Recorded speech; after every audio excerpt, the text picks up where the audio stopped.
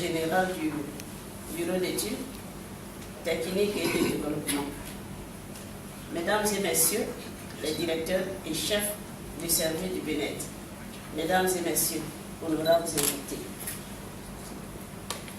nous voici réunis ce matin pour lancer les travaux d'actualisation de l'étude de faisabilité du projet de diversification agricole du Moronou, réalisé en 2004, comme venait de le dire Madame, par l'ex-Conseil général. Je voudrais saluer et remercier M. Pascal Krakofi, qui est à ma gauche, que je connais très bien, qui est de la même région que moi, je lui disais tout à l'heure. Vous êtes condamné même à me suivre. Parce que c'est une femme que je lui disais tout à l'heure, vous êtes condamné parce qu'il faut m'encourager, il faut encourager les femmes.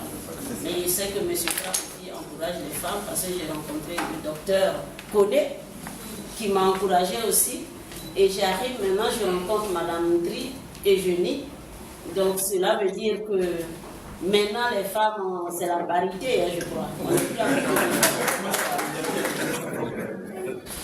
Donc, directeur général du BNET, pour sa disponibilité et son ardeur en faveur du travail bien fait.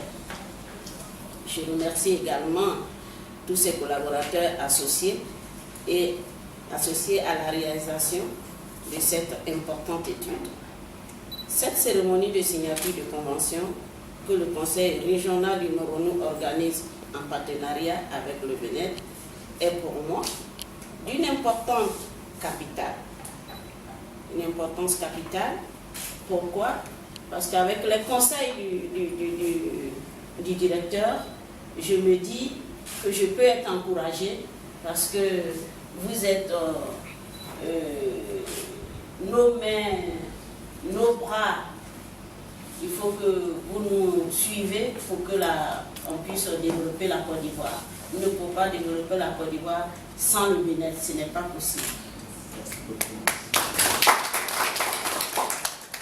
En effet, il s'agit de l'actualisation de l'étude de faisabilité du projet de diversification agricole du Moronou, une région dont l'économie est fortement basée sur l'agriculture.